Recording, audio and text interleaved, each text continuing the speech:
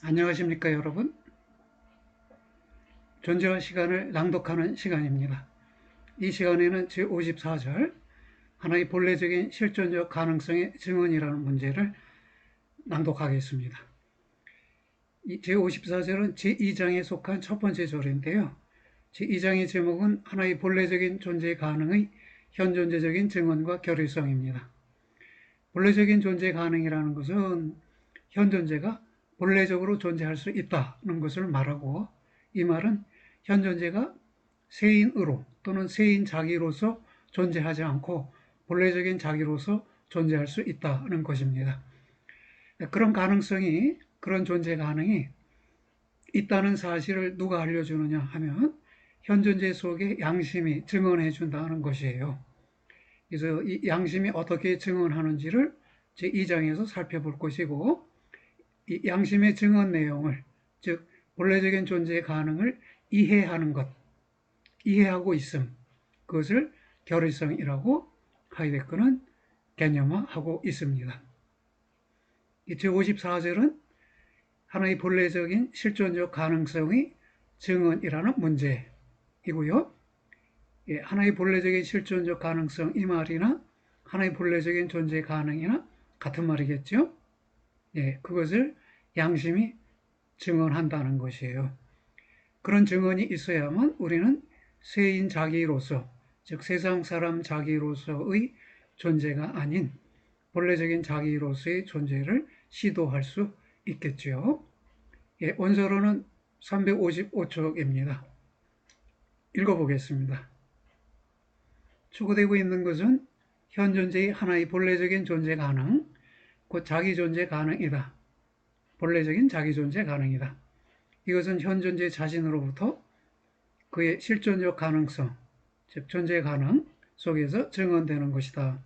먼저 이러한 증언 자체가 발견될 수 있지 않으면 안 된다. 그 증언은 만약 그것이 현존재에게 현존재 자신을 그의 가능한 본래적인 실존, 즉 자기 존재에 있어서 이해하게 해주어야 한다면 현존재 존재 속에 자신의 뿌리를 두게 될 것이다. 현존재 자신 속에 증언하는 양심이 뿌리를 두고 있고, 그 양심의 뿌리는 곧 염려가 되겠습니다. 하나의 그러한 증언의 현상학적 제시는 따라서 현존재의 존재 구성틀, 즉 염려에서부터의 자신의 기원의 증명도 자기 안에 포함한다. 여기서 증언이라는 말이 배조이공인데요. 증명이라고 해도 상관은 없을 것입니다. 그러나 다만 하이데거가 양심이 하는 말을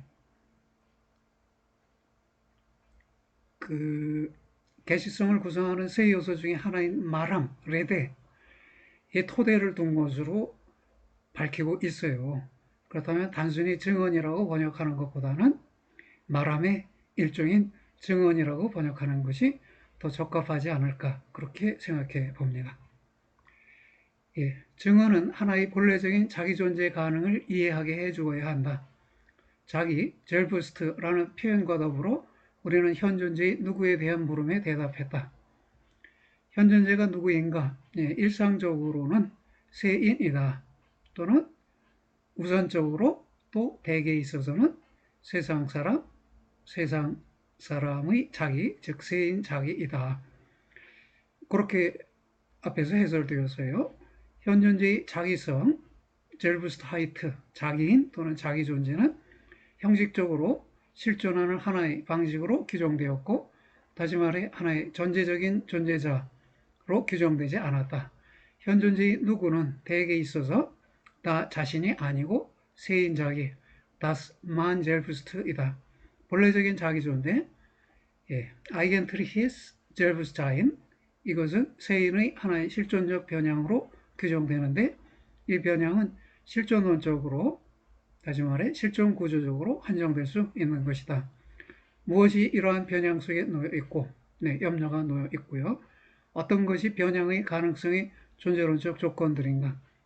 실존적, 현사질성, 퇴락, 마람, 이런 것이 개시성을 구성하는 요소들인데요. 이것이 변형의 가능 조건들이 되겠습니다. 세인 속으로의 상실성과 더불어 현존재에 가장 가까운 현사실적인 존재 가능에 대해, 즉 배려하면서 고려하는 세계 내존재의 과제들, 규칙들, 척도들, 절실성 및 도달거리에 대해 각기 이미 세인에 의해 결정에 내려져 있다. 네, 세계 내존재의 과제들, 삶의 과제들이죠.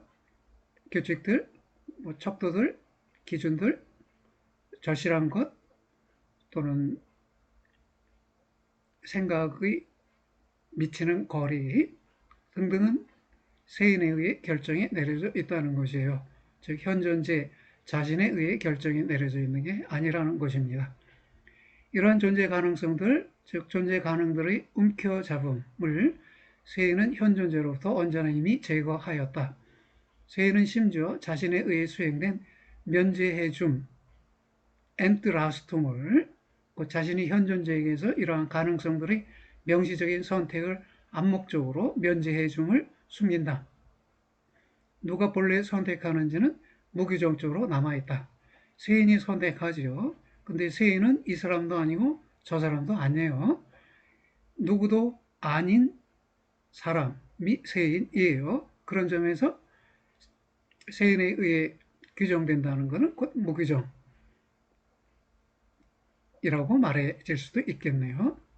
이렇게 선택 없이 아무도 아닌 사람, 니만트, 곧 세인에 의해 데리고 가짐은 그것을 통해 현존재가 비본래성 속으로 휩쓸려 드는 그런 것이고, 그러한 데리고 가짐, 그러니까 나를 세상 사람들이, 세인이 데리고 간다는 것이에요.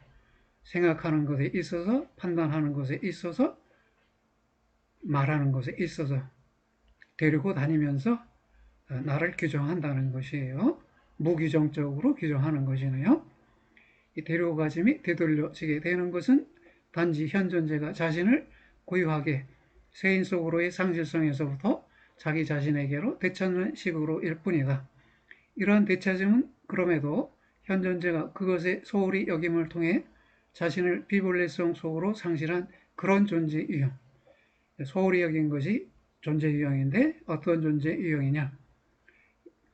본래적인 자기 존재라는 존재 유형이네요. 이것을 갖고 있지 않으면 안 된다. 세인에서부터 자신을 되찾으면 다시 말해 세인 자기를 본래적인 자기 존재로 실존적으로 변형시키면 하나의 선택의 만회로 수행되지 않으면 안 된다. 무엇을 선택하느냐? 자기 존재를 선택하는데 지금까지 선택하지 않았던 것을 이제서 선택하니까 그것을 선택의 만회, 되찾음이라고 말했습니다. 선택의 만회는 그러나 이러한 자기 존재의 선택을 외면하지 않고 선택함을, 곧 고유한 자기에서부터 하나의 자기 존재라는 존재 가능을 결정함을 의미한다. 선택을 선택함 속에서 선택을 무시하거나 선택을 포기하거나 하지 않고 오히려 선택을 선택함 속에서 현존재는 처음으로 자신에게 자기 존재라는 자신의 본래적 존재 가능을 가능하게 한다.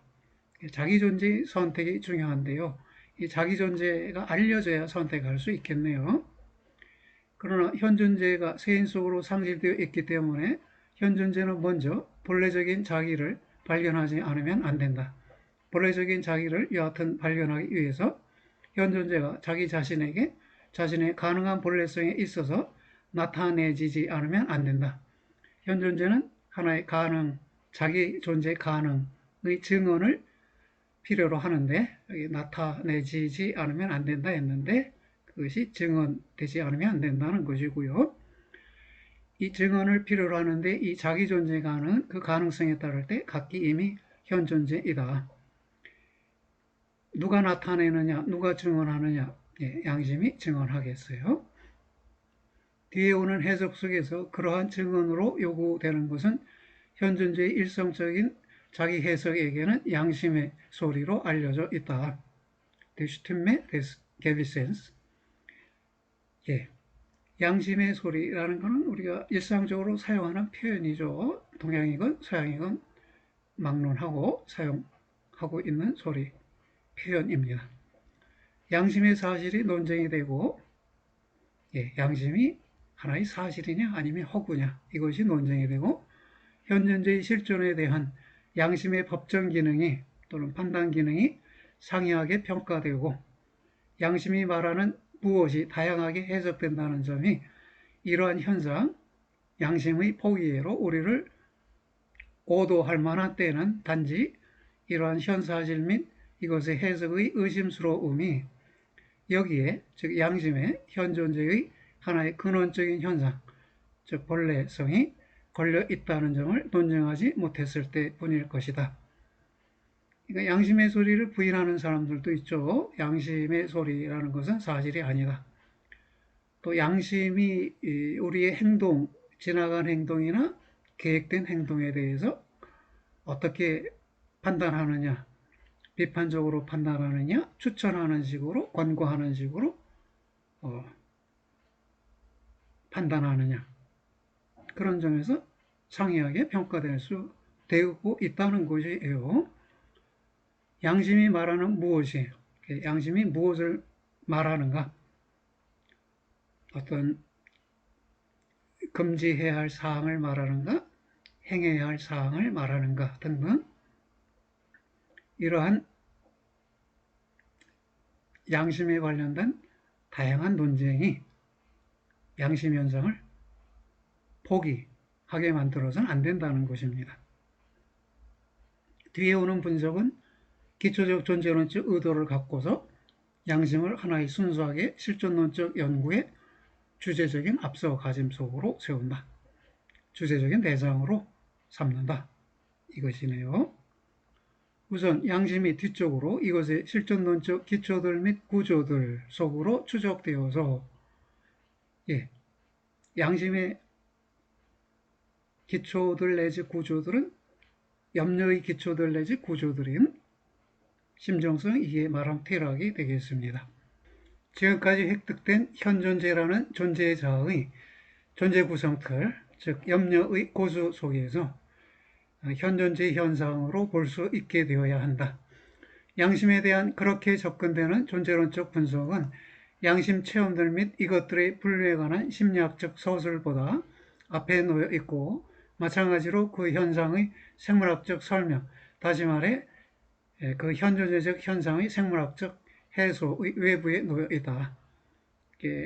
현존재적 현상인 양심을 생물학적으로 설명한다는 것은 곧 해소시키는 것이 다름 아니다라는 것입니다.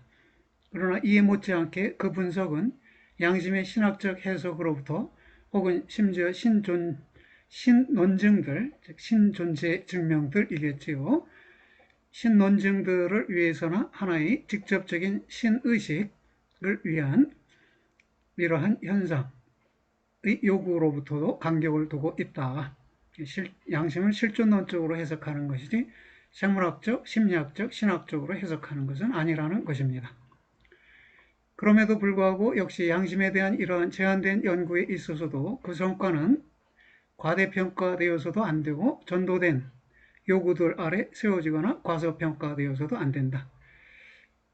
과대평가되어서 안 되는 이유는 짐작컨대 선구적 결의성의 논의가 나와 있거든요. 다음 장과 그 다음 장에서 논의되기 때문에 과대평가되어서는 안 되고, 또 과소평가된다는 것은 양심의 현상을 실존적 현상이 아니라 하나의 도덕적 현상에 불과한 것으로 간주하는 것인데, 그래 해서도 안 된다는 것이네요. 도덕적 현상의 토대가 되는 게 실존적 현상이에요. 실존적 현상으로서의 양심이 어떤 도덕적 요구들을 가능하게 합니다. 양심은 현존재의 현상으로 하나의 등장하는, 또 때때로 전제적인 사실이 아니다. 하나의 등장하는 사실, 이 포코맨이니까요. 포가 앞이니까 눈앞에 등장하는, 눈앞에 나타나는 전제적인 그런 사실이 아니라는 것입니다. 양심은 단지 현존재라는 존재 유형 속에서만 있고, 각기 단지 현사실적 실존과 함께 또 이러한 실존 속에서만 현사실로서 고지된다. 양심에 고지된다는 것은 알려진다는 것이에요. 지 베쿤데트라고 표현되었는데요. 양심의 사실성과 양심의 소리의 합당성을 위한 하나의 균합적, 경험적 논증의 요구는 이러한 현상에 대한 전제적 사실로의 하나의 존재론적 전도에 근거한다. 이러한 전도는 그러나 역시 양심에 대한 숙고적인 비판을, 곧 양심은 하나의 단지 때때로만 등장하고 그래서 일반적으로 또 확인될 수 있는 사실이 아니라는 비판도 공유한다. 그러나 양심이 일반적 사실이라는 논증들과 그 반대 논증들 아래에는 양심이라는 현사실이 여하튼 세워질 수 없다. 현사실은 현존재적 사실의 준말이에요. 양심은 현존재적 사실이지 객관적인 전제적인 사실이 아니라는 것입니다. 이 점은 결코 결함이 아니고 오히려 단지 주의세계적으로 전제적인 것에 맞선 양심의 존재론적 상위성의 징표일 뿐이다. 양심은 어떤 것을 이해하게 해주고 현존재에게 자기 존재를 이해하게 해주지요. 곧 양심은 그 어떤 것을 계시한다. 이러한 형식적인 성격 규정에서부터 기원하는 것이 그 현상을, 양심의 현상을 현존재의 계시성 속으로 회수하라는 지침이다. 우리가 각기 스스로 그것인 그런 존재자의 근본 구성틀, 즉 세계 내 존재는 심정성, 이해, 퇴락, 말함을 통해 구성된다. 또는 염려라고 해도 상관은 없겠습니다. 양심에 대한 더욱 철저한 분석은 양심을 부름으로 드러낸다. 부름은 말함의 하나의 양상이다. 양심의 부름은 현존재를 그의 가장 고유한 자기존재의 가능애로 불러냄이라는 성격을 갖고 있는데 더욱이 가장 고유한 책임있게 존재함애로 호출함의 방식 속에서 그리한다. 그러니까 양심의 소리는 부르는데요. 이 부름은 불러냄이자 호출함이라는 것이에요. 가장 고유한 존재 가능애로 세인으로부터 불러냄이자 가장 고유한 책임있게 존재함애로 호출함이라는 것입니다. 여기서 표현은 명시적이지 않은데 불러냄에서는 세인으로부터 불러냄, 세인에서부터 불러냄이 강조되는 듯 하고요. 호출함은 자기 존재 가능애로, 즉 책임있게 존재할 수 있음애로 호출함이라는 의미가 강조되는 듯 합니다. 이러한 실존론적 해석은 일상적인 존재자적, 즉 존재 관련적 상식에게는 필연적으로 멀리 놓여 있는데 비록 이러한 실존론적 해석이 통속적인 양심 해석이 어떤 한계들 속에서 언제나 이해했고 또 스스로 양심의 이론으로서 하나의 개념으로 데려왔던 것, 즉 양심의 소리의 존재론적 기초들, 심정성, 이해, 퇴락, 말함을 명확히 제시한다고 할지라도 그러하다. 따라서 실존론적 해석은 통속적인 양심 해석의 비판을 통한 확증을 필요로 한다. 명확히 제시된 현상으로서의 양심에서부터 끌어내질 수 있는 것은 그 현상이 어떤 한도에서 현존재의 본래적 존재 가능, 즉 자기 존재 가능, 책임있게 존재할 수 있음을 증언하는가 하는 점이다. 양심의 부름에는 하나의 가능한 들음, 곧 이해함이 상응한다. 부르니까요, 들어야죠. 근데 이 들음은 곧 이해하는 들음이죠. 그래서 들으면서 이해함이 부름에 상응한다는 것입니다. 양심의 불러냄의 이해는 양심을 갖기 원함으로 드러난다. 나중에 다음 절에서 분석될 텐데 불러냄의 이해는 양심을 갖기 원함이고 이 양심을 갖기 원함의 실존론적 구조를 결의성이라고 개념화합니다. 이러한 현상 속에는 그러나 우리에 의해 찾아지는 것이 곧 하나의 자기 존재의 선택의 실존적인 선택함이 놓여 있는데 선택이 선택이다. 다소 어려운 듯 여겨지지요? existenziale Wellen der Wahl eines Selbstseins. 하나의 자기 존재의 선택을 실존적으로 선택한다. 그러니까 자기 존재의 선택을 포기하고 있었단 말이에요. 근데 포기하지 않고 이 선택을 수행하는 것은 선택의 선택이다. 이렇게 표현한 것이네요. 이러한 선택함을 우리는 이것의 실존론적 구조에 상응해서 결의성이라고 명명한다. Entschlossenheit라는 것이에요. 그러니까 양심의 부름의 이해 속에는, 즉 양심을 갖기 원함 속에는 자기 존재의 선택이 놓여 있다. 이러한 선택의 선택이 지닌 구조에 입각해서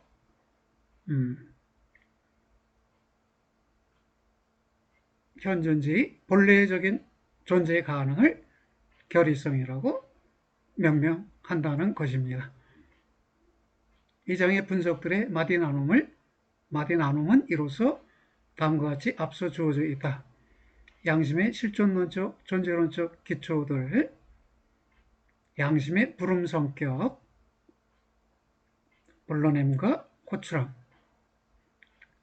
거기에 부름 성격에 속해 있지요. 염려의 부름으로서의 양심, 양심은 곧 염려의 부름이라는 것이에요. 그럼 양심은 염려에 근거를 두고 뿌리를 두고 있는 것이네요. 불러냄의 이해와 책임. 불러냄을 이해할 때는 자기의 책임을 이해한다는 것이에요. 양심의 실존론적 해석과 통속적인 양심 해석, 통속적 양심 해석들에 대해서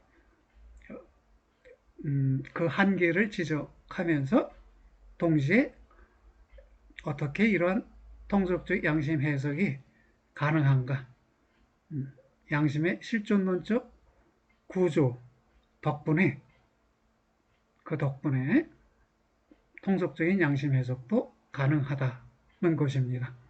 그 다음에는 양심 속에서 증언된 본래적인 존재의 가능의 실존론적 구조, 결의성인데요. 이것을 살펴보겠다는 것입니다. 네, 이렇게 해서 읽어야 할 부분을 마쳤습니다. 네, 여러분 수고들 하셨어요. 안녕히 계세요.